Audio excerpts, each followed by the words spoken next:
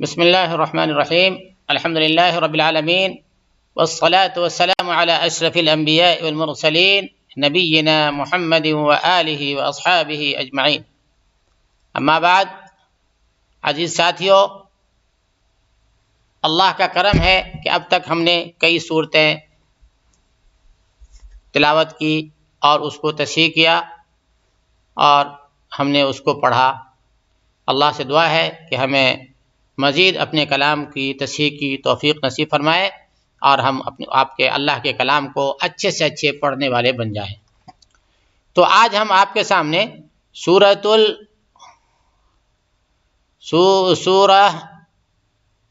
الماعون پڑھیں گے انشاءاللہ۔ سورۃ الماعون، اس کے بعد اگر وقت بچا تو اس کے بعد والی سورہ بھی لی جائے گی انشاءاللہ، نہیں تو ہم اسی پہ آج کا سبق ختم کر دیں گے۔ تو اس کو ہم پڑھتے ہیں، ایک بار آپ لوگ دھیان سے سنیں۔ اعوذ باللہ من الشیطان الرجیم، بسم اللہ الرحمن الرحیم۔ آپ لوگ اعوذ باللہ بسم اللہ پہ خاص طور پہ دھیان دیں۔ أرأيت الذي يكذب بالدين فذلك الذي يدع اليتيم ولا يحض على طعام المسكين فويل للمصلين الذين هم عن صلاتهم ساهون الذين هم يراءون ويمنعون الماعون۔ الحمدللہ، تلاوت کے بعد کچھ ضروری قواعد ہم آپ کے سامنے پیش کرتے ہیں۔ تو ارأیت، اس میں را کو موٹا کریں گے، جیسا کہ میں بار بار بتا چکا ہوں کہ را کے اوپر اگر زبر یا پیش ہو تو را پر ہوگی، یعنی را میں تفخیم ہوگی، تھوڑا موٹا کر کے پڑھیں گے۔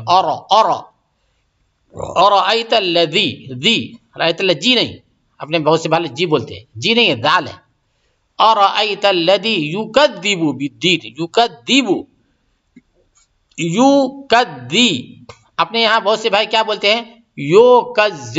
یوکذبو، کیا بولتے ہیں؟ ارأیت الذی یکذب، یو نہیں، یو، جیسا کہ میں بتا چکا ہوں میں کہ انگلش میں جو یو پڑھتے ہیں STU، ویسا تلفظ نکالیں، یو نہیں بلکہ یو، اور زی ایک دم جھکا دیں، اور پھر با آ گئی، اس کو بھی بو نہیں بو پڑھیں گے۔ یکذب بالدین، ٹھیک ہے۔ ارأیت الذی یکذب بالدین، تو یہاں پہ ہم نے مد وقفی کیا ہے، ورنہ یہاں پہ مد کی ضرورت نہیں ہے، دین پہ کوئی وقف مد نہیں ہے، بس مد طبعی ہے جو اس کے اندر ہی چھپا ہوا ہے، اتنا الدین اتنا بول سکتے ہیں۔ لیکن چونکہ ہم نے وقف کیا ہے تو وقف کی وجہ سے مد اس پہ آ جاتی ہے، تو تھوڑا اس پہ کھینچ سکتے ہیں۔ بالدین، اس کو مد وقفی بولتے ہیں جو عارضی ہوتی ہے، مد وقفی عارضی بولتے ہیں، یعنی عارضی طور پہ مد آیا ہے، اگر وقف نہیں ہے تو مد ختم ہو جائے گا۔ مثال کے طور پر اگر ہم پڑھیں أرأيت الذي يكذب بالدين فذلك الذي يدع اليتيم، تو یہاں پہ دین پہ مد نہیں ہوگی، تو یہ مد وقفی عارضی ہوتی ہے، اور جب وقف کریں گے تو مد آ جائے گی، مد کر سکتے ہیں۔ تو أرأيت الذي يكذب بالدين فذلك الذي يدع اليتيم، فذلك، ذال نکالیے گا، ذال میں نے بتا چکا ہوں کہ ذال جو ہے سامنے والے دونوں دانت کے جڑ میں جب زبان کا نوک جاتا ہے تو ذال نکلتی ہے۔ تو فذلك الذی یدع، یہ عین ہے، یدع الیتیم، تھوڑا جھٹکا بھی آ جائے گی کیونکہ تشدید عین پہ، تو یدع الیتیم، ٹھیک ہے۔ یدع الیتیم، یہ بہت سے لوگ اس کو صحیح سے تلفظ نہیں کر پاتے ہیں، یدع کو، تو اس کو آپ لوگ خاص طور سے دھیان دیں۔ یدع الیتیم، کیا بولیں گے؟ یدعو، بہت سے یدعو بولتے ہیں، بہت سے یدعو، یدعو نہیں، یدعو، دع، معروف، مجہول نہیں. فذلک الذی یدع الیتیم، یتیم پہ بھی مد وقفی عارضی ہے، جو میں دین پہ بتا چکا ہوں کہ یتیم پہ بھی مد اصلا نہیں ہے، لیکن چونکہ وقف کر رہے ہیں یہاں پہ سانس توڑ رہے ہیں اس لیے مد آ گئی ہے. نہیں اگر ملا کے پڑھیں گے تو مد نہیں ہے. جیسے فذلك الذي يدع اليتيم ولا يحض على طعام المسكين، تو اگر ہم ملا کے پڑھیں گے، وصل کریں گے تو یہاں پہ مد نہیں ہوگی. ٹھیک ہے. اس کا ولا يحض على طعام المسكين، يحض، ہاں يحض، يحض نہیں، يحض، ولا يحض على عین نکالیے، طا ہے، عین ہے، سب طرح ہارڈ ورڈ ہے. على طعام المسكين، مسکین، ٹھیک ہے.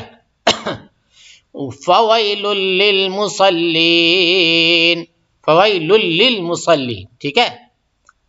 اس کو بھی دیکھیں یہاں پہ 3 لام ایک ساتھ جمع ہو گیا، فویل لل، ہاں فویل للمصلین، تو اس کو دھیان سے پڑھیے گا.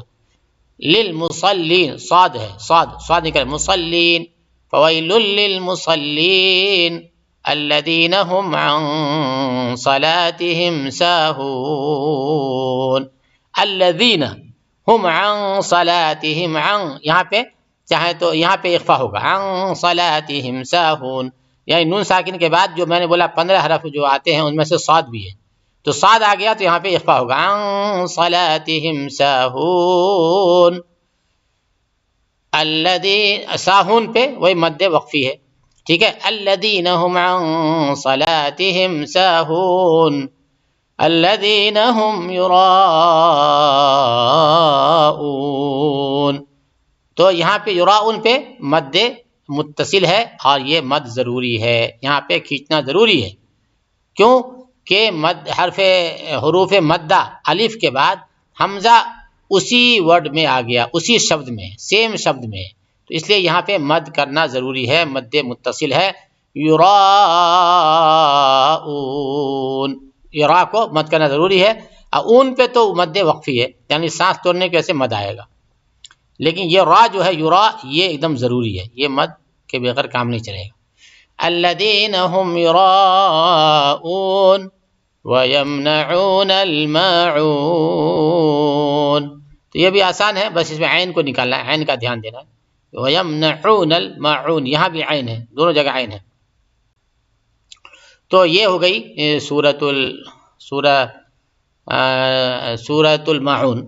سورۃ الماعون کو ہم نے پڑھا، اور اس میں ایک بات ہم بتا دیں کہ اللہ فرماتے ہیں فویل للمصلین، بربادی ہے ان نمازیوں کے لیے، الذین هم عن صلاتهم ساہون، جو اپنی نمازوں میں غافل ہیں، یعنی نماز تو پڑھ رہے ہیں لیکن غفلت سے پڑھ رہے ہیں، اللہ پر دھیان نہیں ہے، اللہ کی طرف دھیان نہیں ہے، نماز کی طرف دھیان نہیں ہے، دنیا داری میں پھنسے ہوئے ہیں، دنیا کے حساب کتاب میں لگے ہوئے ہیں اور نماز سے غافل ہیں. تو اللہ فرماتے ہیں فویل للمصلین، ایسے نمازیوں کے لیے بربادی ہے، ایسے نمازیوں کے لیے خرابی ہے، ایسے نمازیوں کے لیے ہلاکت ہے.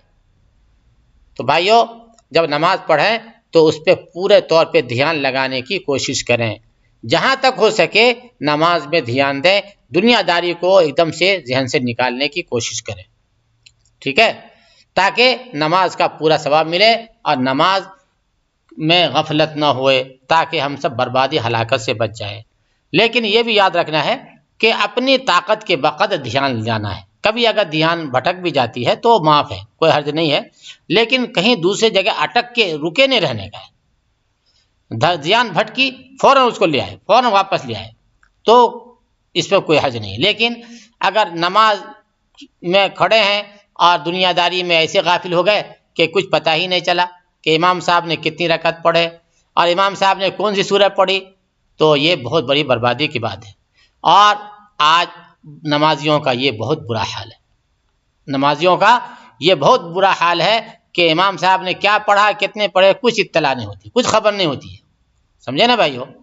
تو اس کا دھیان دیں کہ جب آپ نے نماز کے لیے وقت نکالا ہی ہے تو کوشش کریں کہ وہ پورا وقت جو ہے دھیان سے نماز کی طرف لگا رہے، ٹھیک ہے. کہ آپ نے نماز کے لیے وقت بھی نکالا، اپنا کاروبار بھی چھوڑے الحمدللہ، اپنا بزنس چھوڑا، اپنا سب کچھ چھوڑا، آپ اللہ کے گھر میں آئے اور یہاں بھی پھر غافل ہی رہیں گے، تو آپ نے وقت کیوں چھوڑا، اپنا ٹائم کیوں برباد کیا؟ کیونکہ حدیث میں آتا ہے کہ نمازی جب نماز سے فارغ ہوتے ہیں تو اس کی بہت کیفیت ہوتی ہے، کسی کو اس نماز کا 10واں حصہ ثواب ملتا ہے، یعنی 9 حصہ برباد، نماز کے جو ثواب کو مان لیجیے 10 جگہ بانٹے تو 9 حصہ نہیں ملتا، صرف 10واں ملتا ہے، کسی کو 9واں ملتا ہے، کسی کو 8واں ملتا ہے، کسی کو 7واں، 6واں، 5واں، چوتھا، کسی کو تیسرا، کسی کو آدھا، کسی کو تہائی، اور بعض خوش نصیب ہوتے ہیں جن کو پورا ثواب ملتا ہے۔ پورا ثواب کس کو ملتا ہے؟ جب وہ پورے طور پہ دھیان سے اللہ کی طرف متوجہ ہوتے ہیں۔ تو نماز میں جو جتنا ہو سکے ہمیں اپنا دھیان لگانا ہے اور اپنے وقت کو کارآمد بنا لینا ہے کہ ہم نے وقت بھی دیا تو اس کو ہم کارآمد بنا لیے، نماز کو پورے دھیان سے اللہ کی طرف متوجہ ہو کے پڑھیں تو انشاءاللہ وہ نماز ہمارے لیے جو ہے بہت مفید ہوگی، بلکہ وہ نماز ہمارے لیے دعا دیتی چلی جائے گی۔ جیسا کہ حدیث میں آتا ہے کہ نماز کو اگر ہم ٹھیک سے پڑھتے ہیں، پورے سجدہ رکوع وغیرہ کو بالکل صحیح ترتیب سے اور پورے جو ہے ارکان کی صحیح ادائیگی کے ساتھ، تو وہ نماز دعا دیتی ہوئی جاتی ہے، نور والی روشن اور دعا دیتے ہوئے چلی جاتی ہے۔ اور جو نماز عدم بے دھیانی سے پڑھتے ہیں، غفلت سے پڑھتے ہیں، تو وہ نماز بربادی کی، ہلاکت کی دعا دیتے ہوئے چلی جاتی ہے کہ اللہ تم کو برباد کرے۔ تو بھائیو، نماز بہت بڑی عبادت ہے، نماز اتنی عظیم الشان عبادت ہے کہ آپ سمجھ سکتے ہیں کہ نبی کریم صلی اللہ علیہ وسلم کو اللہ نے نماز معراج میں بلا کے دیا تھا، معراج میں، زمین پہ نہیں دیا۔ سارے احکام اللہ نے زمین پر دیے، لیکن نماز جب دینا چاہا تو نبی کریم صلی اللہ علیہ وسلم کو اپنے پاس بلایا، ہاں، عرش پہ بلایا، اور وہاں سے آپ کو نماز گفٹ میں دیا، ہدیہ میں دیا۔ نماز کوئی زبردستی کی چیز نہیں ہے، نماز کوئی زور زبردستی والی چیز نہیں ہے، بھائی یہ خوشی سے پڑھنے کی چیز ہے، کوئی زور زبردستی پڑھائے جائے کہ چلو پڑھو مارو نہیں، نماز تو ہمیں اپنی مرضی سے، خوشی سے، دل جمعی کے ساتھ ہر کام کو چھوڑ کر کے ادا کرنے کے لیے آنا چاہیے، کیونکہ نماز ہدیہ میں ملا ہے۔ دوستو سوچو، ہدیہ میں جو چیز ملے اس کی کتنی قدر ہوگی۔ ہم اور آپ بھی اپنے کسی رشتہ دار کے پاس کچھ ہدیہ لے جاتے ہیں تو اپنی حیثیت سے اچھی چیز لے جاتے ہیں، ہماری جو طاقت ہے، جو حیثیت ہے، جو ویلو ہے، ہم اپنے رشتہ داروں کے لیے اچھا سے اچھا ہدیہ لے کے جاتے ہیں، اور جو جتنا قریب ہوتا ہے اس کے لیے اتنا اچھا جو ہدیہ لے کے جاتے ہیں۔ جیسے ہمارے ماں باپ ہیں تو ماں باپ کے لیے ہم اچھا سے اچھا لے کے جاتے ہیں، اپنے بھائیوں کے لیے اور بھی اچھا لے کے جاتے ہیں، بہنوں کے لیے اچھا سے اچھا لے جاتے ہیں، اور اس کے بعد جو دوسرے رشتہ دار ہیں ان کے لیے تھوڑا اس سے دب لے کے جاتے ہیں، جو دوسرے رشتہ دار ہیں ان کے لیے تھوڑا سا کم درجے کی چیز لے جاتے ہیں، یعنی جس سے جتنی محبت ہوتی ہے اس کے لیے اتنی اچھی چیز لے کے جائی جاتی ہے۔ تو اللہ نے نبی کریم صلی اللہ علیہ وسلم کو جو چیز دیا تو سوچئے کہ اللہ کو نماز کتنی محبوب ہوگی اور کتنی پیاری ہوگی، کہ سب سے پیاری چیز جو اللہ دے سکتے تھے وہ نماز ہی دیے نبی کریم صلی اللہ علیہ وسلم کو، یعنی معراج میں جو نماز ہی دی اور کچھ حکم نہیں دیے، یعنی یہ سمجھ لیے کہ نماز بہت محبوب ہے اللہ کو، بہت پیاری چیز ہے۔ اللہ ہمیں نماز کی جو ہے صحیح طور سے پڑھنے کی توفیق نصیب فرمائے۔ تو بتانا یہی ہے کہ یہ تو اپنے سبق سے ریلیٹڈ نہیں تھا، ہمارا یہ سبق تو تجوید کا ہے اور تصحیح کا ہے، قرآن کو صحیح کرنے کا ہے، لیکن یہ ایک بات میں نے ضمنی طور پہ آپ لوگوں کو بتا دیا کہ یہ سورہ جب ہم پڑھتے ہیں نا تو بسا اوقات ہم پڑھتے چلے جاتے ہیں اور ہمیں یہ بھی احساس نہیں ہوتا کہ ہم خود اپنی بربادی کے دعا کر کے چلے گئے، ہم فویل للمصلین الذین هم عن صلاتهم ساہون پڑھ کے ہم گزر گئے اور ہمیں احساس بھی نہیں کہ ہم خود اپنی ہر ہلاکت بربادی کی بات کر کے چلے گئے۔ بھائیو، اللہ ہم سب کو نماز کو صحیح طور پہ پڑھنے کی توفیق نصیب فرمائے، اللہ ہم سب کو سچا پکا نمازی بنائے اور اپنے کلام پاک کا حق ادا کرنے کی توفیق نصیب فرمائے۔ اور اسی پہ ہم آج کا سبق ختم کرتے ہیں۔ وآخر دعوانا ان الحمد للہ رب العالمین۔